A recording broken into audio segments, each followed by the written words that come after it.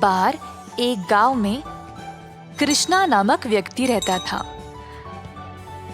हर रोज वह दूध से घी बनाया करता था और अपने गांव के बाजार में बेचता था।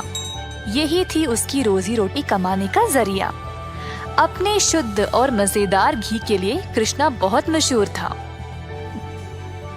घी ले लो, शुद्ध देसी गाय का घी ले लो, घी ले लो, घी ले लो। एक दिन एक मिठाई वाला सुंदर ने कृष्णा को बुलाया और 1 किलो घी के लिए मांगा। कृष्णा गया उसके पास। कृष्णा भाई, मुझे 1 किलो घी चाहिए।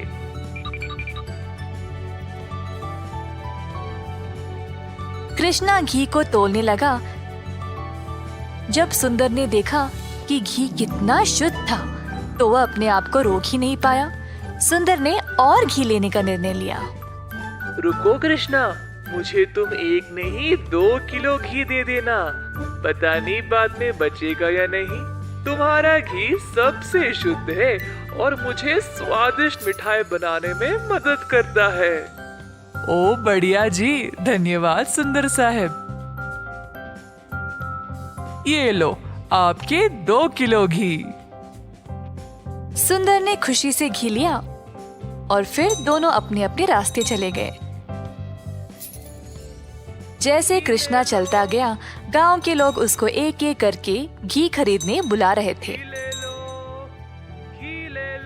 दोपहर तक सारी घी बिक चुकी थी, क्योंकि वो घी था ही इतना स्वादिष्ट। अपनी कमाई लेकर कृष्णा अपने भाई कुशल के पास दूध खरीदने गया, ताकि वह अगले दिन के लिए और घी बना सके।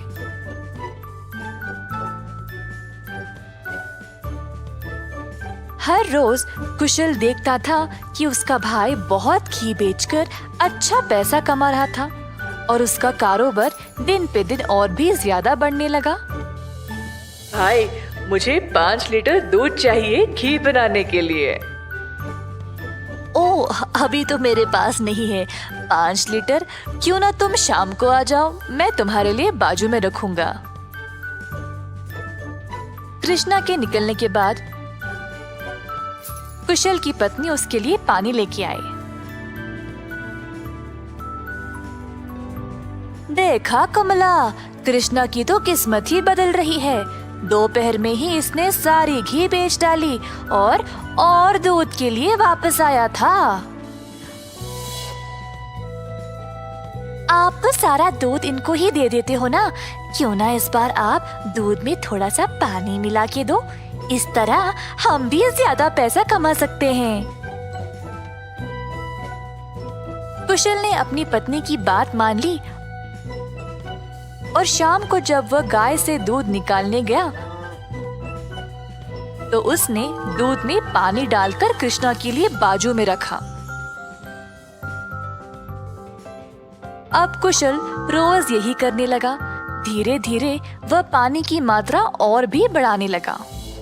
अब कृष्णा इस बात से अनजान समझ नहीं पाया कि उसकी घी की शुद्धता दिन पे दिन कम क्यों होती जा रही। इस वजह से उसके बहुत सारे ग्राहक भी कम होते गए। अब कृष्णा दूध की गुणवत्ता को जांचना चाहता था, तो उसने दही जमाया। जब दही जमा, तो उसने ऊपर इतना सारा पानी देखा। शायद गाय की सेहत ठीक नहीं है, इसीलिए अच्छा दूध नहीं दे रही होगी। मैं कुशल को ये बात बोलता हूँ। जब कृष्णा कुशल के घर गया, तो उसने अपने भाई और उसकी पत्नी को दूध में पानी मिलाते हुए देख लिया। अब उसको समझ आ गया कि उसकी घी की शुद्धता इतनी कम क्यों हो गई थी। ना जानते हुए कि वह क्या करे और बिना कुछ कहे कृष्णा वहाँ से निराश होकर चला गया। अब कृष्णा ने अपनी कमाई से 2 गाय खरीदे और खुद दूध निकालना शुरू किया। अब फिर से कृष्णा अच्छी वाली शुद्ध घी बनाने लगा। कृष्णा ने अपनी एक छोटी सी दुकान खोल ली, जहाँ पे वो शुद्ध देसी घी बेचने लगा। उसी समय सुंदर उसके पास आया और बोला, हाय कृष्णा, पिछले कुछ दिनों से घी कुछ ठीक नहीं है। मेरे मिठाइयों के लिए अच्छे ग्राहक थे, केवल आपकी शुद्ध घी की वजह से। उम्मीद है अब आप अच्छा घी बना रहे हो। मैं चाहता हूँ कि मेरे ग्राहक वापस आ जाए। आप ये 2 गाय देख रहे हो, ये मैंने ही लाए हैं अब खुद दूध निकालने। अब से मैं ही दूध निकाल रहा हूँ, तो आज से घी भी सबसे बढ़िया मिलेगी। जैसे दिन बीतते गए, अब कृष्णा से और लोग घी खरीदने लगे। कुछ ही दिनों में कृष्णा ने और गाय खरीदे। उसने कुछ नौकरों को अपनी दुकान पर काम पे भी लगाया, हाथ बटाने के लिए। अंततः कृष्णा काफी अमीर बन गया और ईमानदारी से अपना कारोबार चला रहा था। इसी दौरान कुशल, जिसने अपने ही भाई की प्रतिष्ठा को बर्बाद करने की कोशिश की, गांव में अपने मिलावटी दूध के लिए पकड़ा गया। अब कुशल दूध भी नहीं बेच पाया और जल्द नुकसान में पड़ गया। उसे समझ नहीं आया कि अब वह क्या करे। कुशल को अपनी गलती का एहसास हुआ और अपने भाई से माफी मांगने गया। उसने कृष्णा से भीख मांगी माफी के लिए और नौकरी के लिए, ताकि वह अपने कर्जों को चुका सके। दयालु कृष्णा ने तुरंत अपने भाई को क्षमा कर दिया और गायों और कामगार की देखरेख के लिए काम दे दिया। इस कहानी से हम ये सीखते हैं कि दिल से माफी मांगने वाले को माफ कर देना चाहिए और हमेशा एक अच्छी प्रतिष्ठा रखनी चाहिए।